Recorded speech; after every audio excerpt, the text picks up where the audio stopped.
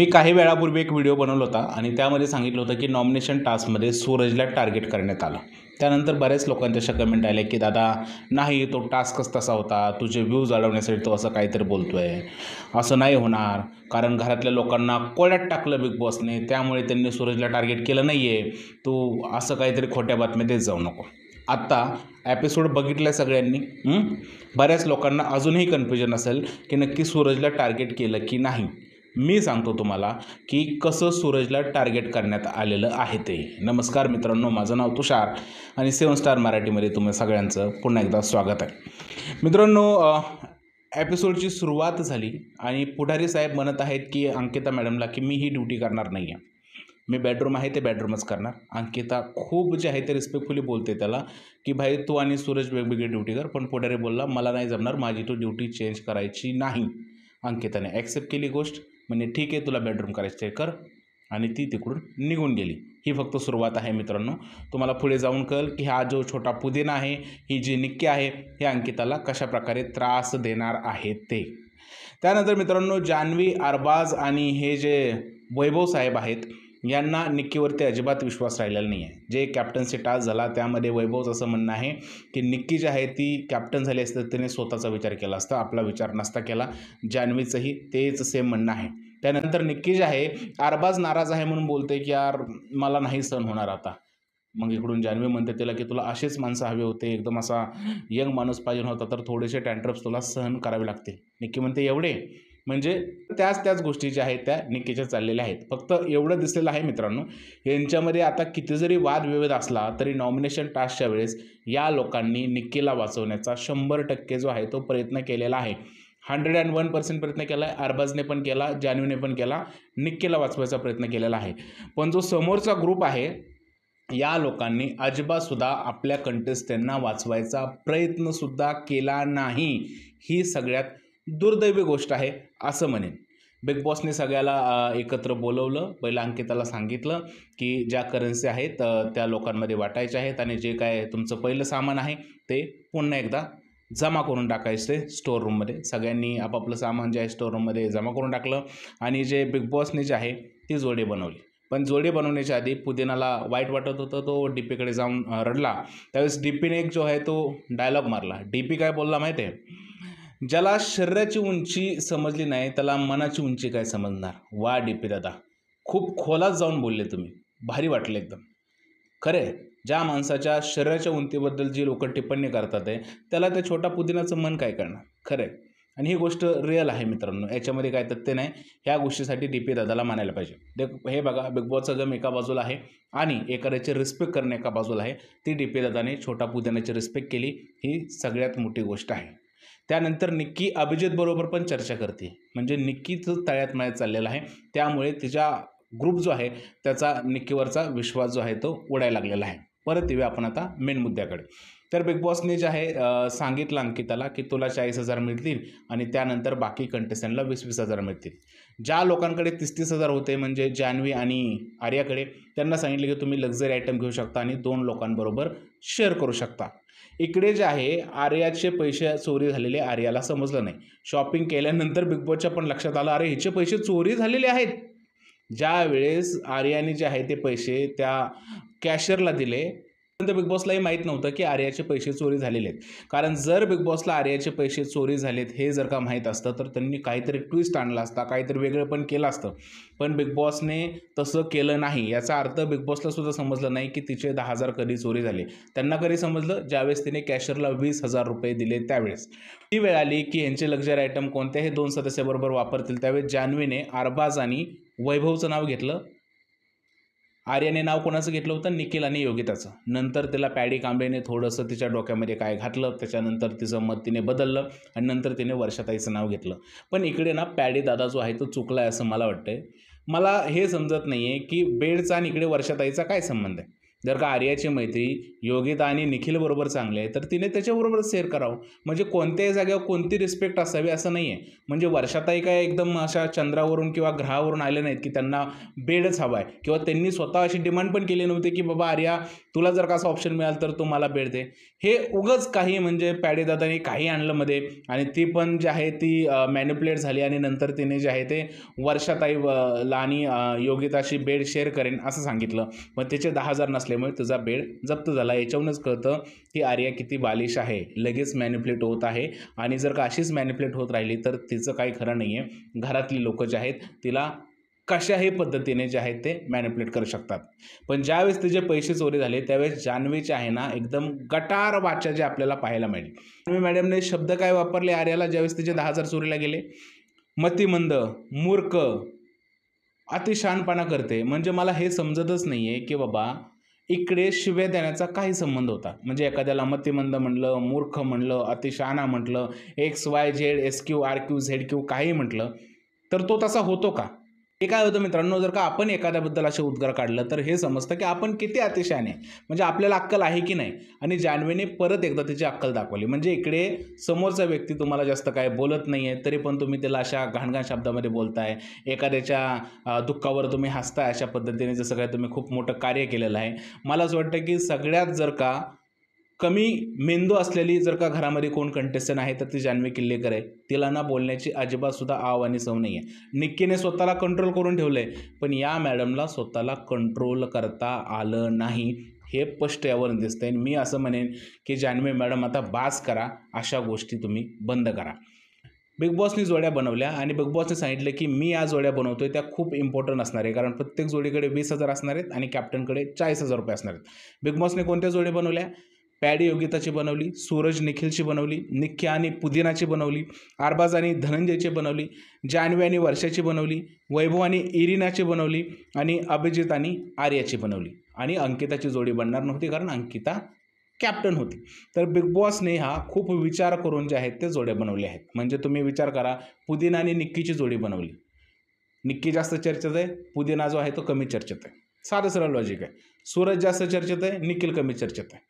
कळलं? योगिता आणि पॅडी तिच्यापेक्षा थोडासा जास्त चर्चेत आहे, योगिता खूप कमी चर्चेत आहे. म्हणजे समजते, विचार करून जे आहे त्या जोड्या बिग बॉसने बनवलेल्या आहेत. पण इकडेच खरं कसोटी होती लोकांची की आपल्या सदस्याला या महासंकटातून कसं वाचवायचं. BB हाऊसमध्ये जाऊन खरेदी करायची वेळ आली त्यावेळेस बिग बॉसने सांगितलं की तुम्हाला आता असा निर्णय घ्यायचा आहे की ज्याच्यामध्ये निर्णय घेण्याची क्षमता जास्त आहे त्याला पहिलं पाठवायचं आहे, आणि ज्याच्यामध्ये निर्णय घेण्याची क्षमता कमी आहे त्याला शेवट पाठवायचं आहे. आणि मला परत एकदा आश्चर्य वाटलं की घरातील लोकांना असं वाटतंय की राशन संपल्यावरती बिग बॉस परत राशन देणारच नाहीत, त्यांना घरामध्ये उपाशी ठेवतील. असं शक्य होईल का सांगा तुम्ही? जर का घरामधलं राशन संपलं आणि बिग बॉस ह्यांना खायलाच देणार नाही, असं कसं शक्य होईल? यांना कुठल्या जेलमध्ये टाकले? कुठे टाकले नक्की यांना? अरे बिग बॉस राशन देणार, सगळं देणार, त्यासाठी एक नवीन टास्क आणेल, काहीतरी करेल ना. पण तुम्ही तुमचा गेम दाखवा ना, लढाई करणार नाही. यार माझ्यात निर्णय घेण्याची क्षमता आहे, मी पहिला जाणार. नाही नाही नाही नाही यार, तुझ्यापेक्षा माझ्यात आहे. हे भांडण कुठे आहे? एवढे डम कंटेस्टंट कशा आहात तुम्ही यार? जर का तुम्हाला असं वाटत असेल की बिग बॉस हे राशन जप्त करतील, अमुक करतील, तमुक करतील, ते देणारच नाही, अरे असं होत नाही. बिग बॉस कंटेस्टंटला उपाशी नाही ठेवू शकत. जर का कंटेस्टंट उपाशी राहिले तर जास्तीत जास्त 1 दिवस कॉन्टेंट मिळेल बिग बॉसला, नंतर काय सगळे झोपून जातील, असे पेकून जातील, आले आले आले आम्हाला भूक लागली, काय करायचं यार, आवाज गेला असं होईल ना त्यांचं. मग बिग बॉस शो कसा चालणार? म्हणजे एवढं सुद्धा डोकं नाही वापरत की बाबा, निक्की सुद्धा हे डोकं वापरत नाहीये. जर का आपण नाही भांडलो या गोष्टीसाठी की मी कधी जाणार आणि नंतर कधी जाणार, तर मग कधी भांडणार? एवढा बिग बॉसचा एक्सपिरियन्स असलेली कंटेस्टंटला सुद्धा समजत नाहीये की बाबा स्वतःसाठी खेळायचंय, स्वतःसाठी भांडायचंय. पण या मॅडमनीच नांग्या टाकले तर बाकीकडनं लोकांकडनं काय एक्सपेक्टेशन आहे? मग प्रत्येकजण आतमध्ये गेलं आणि क्रमवारीने जे आहे ते प्रत्येकाने खरेदी केली. कोणी बाथरूम खरेदी केलं, कोणी अंडी खरेदी केली, कोणी भाज्या खरेदी केल्या, कोणी पीठ खरेदी केलं, कोणी तांदूळ खरेदी केलं, कोणी डाळ खरेदी केली, कोणी मसाले खरेदी केले. प्रत्येकाने आपापली खरेदी केली आणि मग आणला बिग बॉसने सगळ्यात मोठा ट्विस्ट, आणि ट्विस्ट होता नॉमिनेशनचा. आणि हा जो आहे हा आपल्या एपिसोडचा, आजच्या रिव्ह्यूचा सगळ्यात मोठा मुद्दा असणार आहे. कारण माझ्या मते या नॉमिनेशनमध्ये सूरज चव्हाण याला टार्गेट करण्यात आले, आणि ते कसं करण्यात आले आता मी तुम्हाला सांगतो. जोड्या कोण कोण होत्या? अरबाज डीपी, सूरज निखिल, निक्की पुदिना, योगिता प्याडी, वर्षा जान्हवी, वैभव इरिना आणि अंकिताची जोडी नव्हती. आता या लोकांना हा निर्णय घ्यायचा होता की सगळ्यात जास्त चर्चेत असलेल्या कंटेस्टंटला जे आहे त्यांना सेव्ह करायचं होतं आणि जे चर्चेत नाही त्यांना नॉमिनेट करायचं होतं. जे लोक नॉमिनेट होतील त्यांच्यासमोर जे सामान आहे ते जे आहे ते जप्त करण्यात येणार होतं. काय करणार होतं? जप्त. या लोकांनी काय विचार केला? सामानांचा विचार केला. यांना काय वाटलं की आता सामान गेलं तर आम्हाला खायला भेटणारच नाही, आम्ही सगळं कॉम्प्रोमाइज करू पण सामान कॉम्प्रोमाइज नाही करणार. करेक्ट आहे. म्हणून यांनी डिसिजन घेतला असं तुम्हाला वाटत असेल, पण असं नाही आहे मित्रांनो, असं अजिबात सुद्धा नाही आहे. ज्यावेळेस बाथरूमची खरेदी झाली होती त्यावेळेस घरातील सगळे लोक हे बोलत होते की बाबा डबल बाथरूमची आवश्यकता आहे, वीकेंडच्या वारला खूप त्रास होईल, बोलत होते की नाही. नंतर टोमॅटो आणि बटाटा याची आवश्यकता असते का नाही? असते आवश्यकता, लागतो. प्रत्येक भाजीत टोमॅटो लागतो, डाळीत टोमॅटो लागतो, बटाटा लागतो ना. हे खूप इम्पॉर्टंट आहे ना पार्ट स्वयंपाकघरातील. तरीसुद्धा ते घेतलं का? नाही घेतलं. अंडी हा इम्पॉर्टंट पार्ट आहे की नाही? बाबा काय नसलं तर अंडी खाऊ शकतो माणूस, त्यात प्रोटीन पण भेटते, सगळ्या गोष्टी भेटते, आहे की नाही इम्पॉर्टंट पार्ट. बरं मला सांगा, खरंच यांच्याकडलं सगळं सामान गेलं असतं तर बिग बॉसने परत दिलं नसतं का? दिलं असतं. पण या लोकांना गेम कळत नाही, पण ज्यावेळेस नॉमिनेशन आलं त्यावेळेस त्यांना बरोबर गेम कळला. आत्ता तुम्हाला सांगतो का गेम यांनी केला. पहिली जोडी आली अभिजित आणि आर्या, त्यांनी कोणाचं नाव घेतलं? प्याडे आणि योगिताचं, आणि दुसरं नाव घेतलं निक्की आणि पुदिनाचं. करेक्ट नाव घेतलं, ठीक आहे. निक्की आणि पुदिनाचं करेक्ट आहे. पुदिना एवढ्या चर्चेत नाही, निक्की चर्चेत आहे, पण त्यांना असं वाटतंय की ही चर्चेत नाही आहे. वाटू शकतं ना, आपण बाहेरून शो बघतोय ते आतून बघतात. करेक्ट आहे. त्यांनी हा डिसिजन घेतला. त्यानंतर अंड्यासाठी प्याडे आणि योगिताचा डिसिजन घेतला आणि रिझन काय दिलं की मी फक्त सामानासाठी हे करतोय. ओके. मग अरबाज आणि धनंजय आल्यानंतर जर का अरबाज निक्कीला वाचवण्यासाठी अडू शकतो तर तुम्ही लोक तुमच्या मित्रांसाठी का अडून बसू शकत नाही? साधी लॉजिकली गोष्ट आहे ना. अभिजित आणि आर्यानी ट्राय तरी केलं का त्यांच्या मित्रांना वाचवण्याचा? त्यांनी का नाव नाही घेतलं? त्यांनी वैभव आणि इरेनाचं नाव का नाही घेतलं? वैभव आणि इरेना त्यांचे मित्र होते का? नव्हते ना मित्र. त्यांचं नाव घेऊ शकत होते ना. त्यांच्याकडे मसाले होते, बिग बॉसने नसते दिलं परत खायला. यांना उपाशी ठेवणार होते का? नव्हते. बिग बॉस कधीही कोणाला उपाशी ठेवत नाही. बिग बॉस 16 मध्ये गौतम जो होता त्याने कॅप्टन्सीसाठी घरातील सगळं राशन दिलं होतं, कारण त्याला सेफ व्हायचं होतं. सगळ्या लोकांनी जे आहे त्याला खूप टार्गेट केलं, पण बिग बॉसने नंतर राशन पाठवलं, परत तांदूळ पाठवले, डाळ पाठवली, आणि ज्यांनी उपोषणाचं आंदोलन केलं त्या लोकांना सुद्धा त्यांनी कन्फेशन रूममध्ये जाऊन जो आहे तो पिझ्झा खायला घातला होता. म्हणजे बिग बॉसच्या घरात कोणीही उपाशी राहू शकत नाही. बिग बॉस जे योग्य जे बॉडीला हवे म्हणजे डाएट त्या सगळ्या गोष्टी प्रोव्हाइड करणार. कितीही त्यांनी त्रास दिला तुम्हाला, कितीही सांगितले तर सगळ्या गोष्टी वेळेवरती मिळणार. उपाशी कोणालाही मारणार नाही तिकडे. पण तुम्ही फक्त जर का जेवणाचंच लॉजिक लावत बसला तर कसं शक्य होणार आहे? इकडे बघा, अभिजित आणि आर्या अजिबात सुद्धा आपल्या लोकांसाठी भांडले नाहीत, किंवा त्यांना साधा सरळ ऑप्शन होता, वैभव आणि इरेनाचं नाव घेतलं असतं आणि त्यानंतर त्यांनी छोटा पुदिना आणि निक्कीचं नाव घेतलं असतं. साधा सरळ ऑप्शन होता, कारण बिग बॉस कधी उपाशी ठेवणार नाही. भलेही तात्पुरतं लोकांना वाटलं असतं किती वाईट आहे, जेवणाचा विचार नाही करत, ठीक आहे, ते लोकांचं मत आहे, पण नंतर बिग बॉसने जेवण पाठवलं असतं ना. पण तुमची टीमच तुम्हाला जे आहे ते पुढे कामाला येणार होती. तुम्ही तसं करताना दिसले नाही, त्यामुळे तुमचा जो निर्णय एकदम चुकीचा आहे असं मला वाटतं. त्यानंतर आला अरबाज आणि डीपी, आणि डीपीला इकडे मानतो भाऊ मी. डीपी दादाला मानायचं कारण हे आहे की भाई सूरजसाठी लढला. त्याने सांगितलं की सूरज चर्चेत आहे, असं नाही की सूरज चर्चेत नाही आहे. त्याने बिग बॉसलाही सांगितलं की बिग बॉस आम्ही एका मतावर पोचत नाही दुसऱ्या जोडीसाठी, त्यामुळे मी हा निर्णय घेऊ शकत नाही. नंतर बिग बॉसने फोर्स केलं की तुम्हाला निर्णय घ्यावा लागेल. भाई सूरज चर्चेत नाही असं कसं शक्य होईल? सगळ्यांना माहिती आहे की सूरज चर्चेमध्ये, डीपी दादाला पण माहिती आहे सूरज चर्चेमध्ये, भाऊच्या धक्क्यावर पण कळलं त्यांना सूरज चर्चेमध्ये, सगळ्यांना माहिती आहे सूरज चर्चेमध्ये. मग सूरजला वाचवण्याचा का प्रयत्न नाही केला? सूरजकडे बाथरूम होतं, बाथरूम सुद्धा इम्पॉर्टंट गोष्ट आहे, लागणारी होती ना. त्याबरोबर निखिल होता. ते कारण जर असेल तर निक्की बरोबर छोटा पुदिना नव्हता का? होताच ना. वैभव बरोबर इरेना नव्हती का? इरेनाचं काय चर्चा आहे घरामध्ये? काय चर्चा आहे इरेनाची? नाहीच ना, अजिबात सुद्धा चर्चा नाही ना. तर या सगळ्या लोकांना अजिबात सुद्धा हे समजत नाही की आपल्या लोकांना कसं वाचवायचं. हे जे आहे ते सूरजला सॉफ्ट टार्गेट करत आहेत. म्हणजे बाबा सूरज आहे तो आम्हाला काय बोलणार नाही, चला सूरजचं नाव घ्या, हा असा विषय झालेला आहे. त्यानंतर डीपी दादा सुद्धा अरबाजच्या समोर झुकला आणि त्यांनी सूरज आणि इकडे निखिलचं नाव घेतलं. पॅडी आणि योगिता तर कन्फर्मच होते. पॅडी आणि योगिता सुद्धा यांच्याच टीमचा हिस्सा आहे DP दादाच्या. वैभव आणि इरिनाचं नाव का नाही घेतलं? माझं असं स्पष्ट मत आहे की या लोकांनी जे आहे अजिबात सुद्धा डोकं लावलं नाही आणि सूरज यांच्यासाठी सॉफ्ट टार्गेट होता म्हणून यांनी सूरजचं नाव पटापट घेतलेलं आहे. त्यानंतर कोण आलं मित्रांनो? सूरज आणि निखिल आलं. त्यांनी परत योगी आणि पॅडीचं नाव घेतलं आणि निक्की आणि घनश्यामचं नाव घेतलं. निक्की भडकली निखिलवरती की तुला अक्कल नाही, हे नाही, ते नाही, अमुक नाही, तमुक नाही. हा बिचारा ठाम मतावरती होता आणि मला असं वाटतंय ज्या पद्धतीने आज निखिलने रिॲक्ट केलंय, मला असं वाटतंय की या आठवड्यात बॅग पॅक कर आणि बाहेर निघून जा. सिरियसली सांगतो निखिल, तू बिग बॉसच्या शोच्या याचाच नाही आहे, म्हणजे तुझ्याच्याने होणारच नाही आहे काय.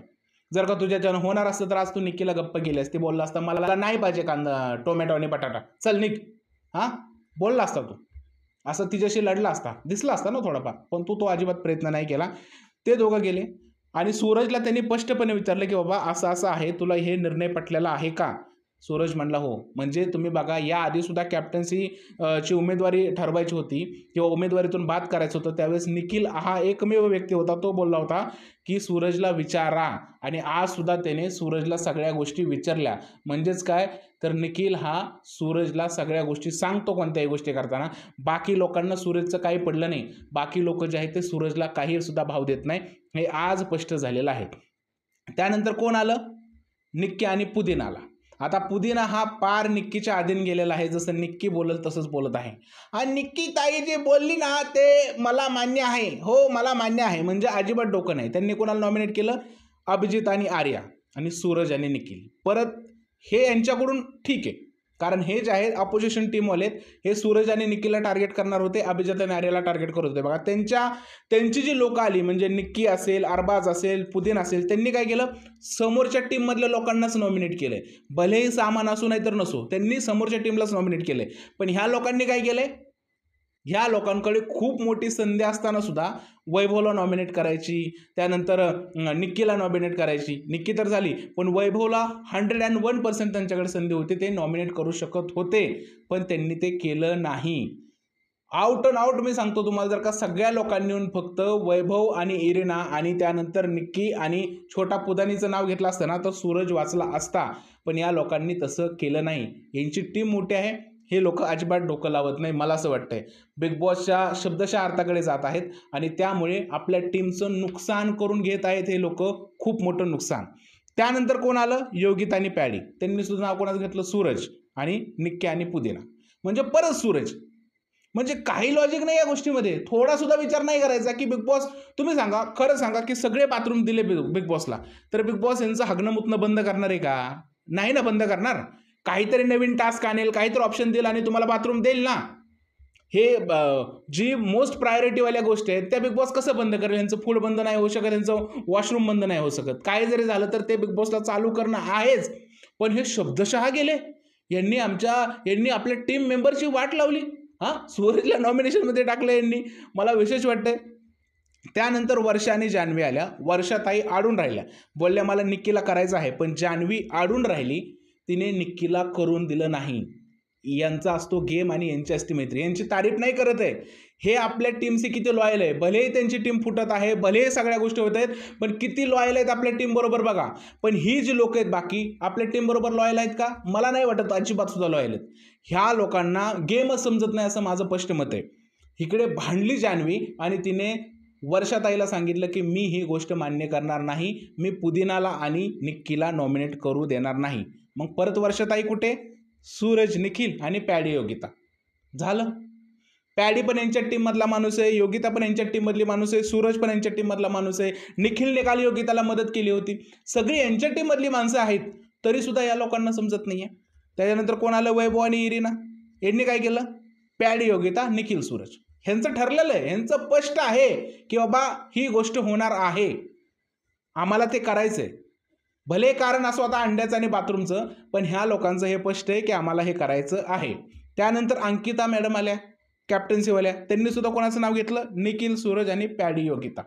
अंकिताकडे ऑप्शन होता ना निक्की आणि पुदीनाचा, होता की नाही?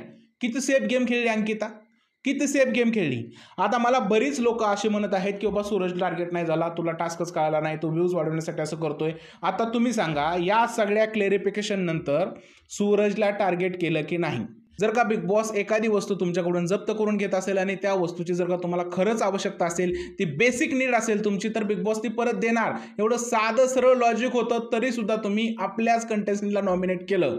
सूरजला या सर्व लोकांनी टार्गेट केलंय. सूरजसाठी फक्त वर्षाताई आणि डीपी दादाच नडला आहे, बाकी कोणी सुद्धा नडलं नाहीये. बाकी यांनी आपल्याच टीमच्या लोकांना खतऱ्यामध्ये टाकलेलं आहे. कारण काय दिलंय? अंडे आणि बाथरूमची आता आवश्यकता नाहीये. मला असं वाटतं की अंडे आणि बाथरूमच्या नादामध्ये आपल्या कंटेस्टंटची यांनी संडी बंडी मंडी करून टाकलेली आहे. सिरियसली सांगतो, म्हणजे काहीच लॉजिक नव्हतं यामागे की आपल्या कंटेस्टंटला नॉमिनेट करायचं. तर का समोरचे लोक आपल्या कंटेस्टंटला वाचवण्यासाठी प्रयत्न करतात, तर यांनी सुद्धा आपल्या कंटेस्टंटला वाचवायचाच प्रयत्न करायला हवा होता. मी म्हणतो या लोकांचं जे आहे ते सूरज सॉफ्ट टार्गेट आहे. यांना माहीत होतं जर का एखादी वस्तू बिग बॉसच्या घरात परत गेली तर ती आम्हाला बेसिक नीड असेल तर 101% परत मिळणार. तरी सुद्धा यांनी माहीत असताना सुद्धा सूरजला नॉमिनेट केलं, कारण हे लोक सूरजला सॉफ्ट टार्गेट समजतात. यांना माहिती आहे आम्ही त्याला नॉमिनेट केलं तर सूरज आम्हाला काही सुद्धा बोलणार नाही. त्याच्या एकदम शांतपणाचा आणि भोळेपणाचा फायदा हे लोक घेत आहेत, असा माझा स्पष्ट आरोप आहे. आणि जे कोणी या बाकी लोकांच्या सपोर्टमध्ये येते, मी असं म्हणेन की बाई तुम्ही आत्तापर्यंत बिग बॉस बघताय, तुम्हाला माहीत असायला पाहिजे की बिग बॉस कधीही कोणाचं जेवण बंद नाही करत. त्यामुळे आज जो या लोकांनी जो डिसिजन घेतला आहे, एकदम फालतू डिसिजन घेतला आहे असं मला वाटतंय. आणि यांच्या डिसिजनच्या अंती कोण कोण नॉमिनेट झाले? पंढरनाथ कांबळे, योगिता चव्हाण, सूरज चव्हाण, निक्की तांबोळी आणि छोटा पुढारी उर्फ छोटा पुदिना. हे जे 6 लोक आहेत ते घरातून बाहेर जाण्यासाठी नॉमिनेट झालेले आहेत. आणि मी तुम्हाला ऑलरेडी सांगितलं होतं मित्रांनो, सकाळीच व्हिडिओ बनवून की नॉमिनेशनमध्ये करेक्शन झालेले 5च नावं व्हायरल झाली होती आणि आपण योगिताचं 6वं नाव जे आहे ते इकडे सांगितलेलं आहे. पण मित्रांनो तुम्ही विचार करा की सूरजला कोणत्या लेवलला टार्गेट करण्यात आलेलं आहे, पॅडी कांबळेला कोणत्या लेवलला टार्गेट करण्यात आलेलं आहे आणि योगिताला कोणत्या लेवलला टार्गेट करण्यात आलेलं आहे. फक्त एका निखिलमुळे योगिता, पॅडी आणि सूरजला नॉमिनेट करणं म्हणजे आपल्या टीमचा आपणच गाळा घोटण्यासारखं आहे असं मला वाटतं. त्यामुळे अंकिता असो, त्यानंतर अभिजित असो, किंवा त्यानंतर इकडे वर्षाताई असो, किंवा बाकी सगळी लोक असो, यांनी थोडंसं तरी आपल्या टीमचा विचार करायला हवा होता. मला असं वाटतं हे जे एसेन्शियल गोष्टी आहेत ज्या लागणाऱ्या, बिग बॉस कधीही कंटेस्टंटच्या बंद नाही करू शकत. वेगळ्या टास्कमधून परत आले असत्या, पण यांनी आपलं मूर्खपण इकडे सिद्ध केलेलं आहे आणि आपल्याच टीमच्या लोकांना टार्गेट केलेलं आहे. आता ज्या लोकांनी ही कमेंट केली होती आणि मला बोललो होतं की बाबा तू खोट्या बातम्या देतोय, आपले व्ह्यूज वाढवण्याचा प्रयत्न करतोय, तुम्ही आता मला सांगा मी याच्यामध्ये काय चुकीचं बोललो, की सूरज यांनी टार्गेट केलं की नाही, याबद्दल काय चुकीचं बोललो ते मला कमेंटमध्ये लिहून सांगा.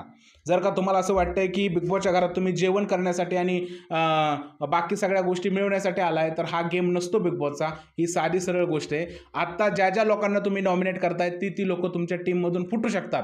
योगिता पण फुटू शकते, पॅडीदादा पण फुटू शकतो, हे लक्षात ठेवा.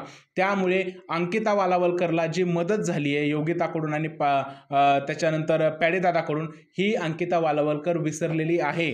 तिने सुद्धा आज योगिताने ज्या व्यक्तीला कॅप्टन बनवलं त्याच व्यक्तीने तिला नॉमिनेट केलेलं आहे, हे तुम्ही विसरू नका. मला असं वाटतंय की इकडे अंकिता सगळ्यात स्मार्ट गेम खेळायचा प्रयत्न करते. ज्या लोकांची मदत मागते त्याच लोकांवरती ती आक्रमण करायचा प्रयत्न करत आहे. जी समोरची टीम आहे एवढे शार्प डोक्याने खेळत आहेत लोक, त्यांनी त्यांच्या कंटेस्टंटला वाचवण्याचा पूर्णपणे प्रयत्न केलेला आहे. पण अंकिताने त्यांच्या कंटेस्टंटला, किंवा बाकी वर्षाताई असो किंवा अभिजित असो, या लोकांनी त्यांच्या कंटेस्टंटला अजिबातसुद्धा वाचवण्याचा प्रयत्न नाही केला. ज्या लोकांबरोबर तुम्ही गेम खेळायचा, गेमचं प्लॅनिंग करता, त्या लोकांना तुम्ही नॉमिनेट करून धोक्यामध्ये टाकले. आणि ही जे नाव आहे याच्यामध्ये तुम्हाला माहीत आहे हा पुदिना जाणार नाही, निक्की नाही जाणार, त्यानंतर सूरज नाही जाणार. जाईल कोण? तर पॅडी आणि योगिता आणि निखिल या 3 लोकांपैकी चान्सेस आहेत की कोणीतरी बाहेर जाऊ शकतं.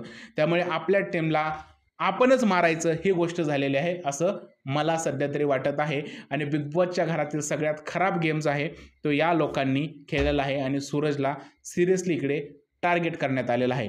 तुमचं काय मत आहे ओव्हरऑल एपिसोडबद्दल? आणि तुम्हाला हे असं वाटतंय का सूरज, योगिता आणि पॅडीला या सगळ्या लोकांनी टार्गेट केलं आहे? मला नक्की सांगा कमेंटमध्ये. आणि जर हा व्हिडिओ आवडला असेल तर त्याला लाईक करा, शेअर करा आणि चॅनलला सबस्क्राईब करा. भेटूया पुढच्या व्हिडिओमध्ये. तोपर्यंत भारत माता की जय.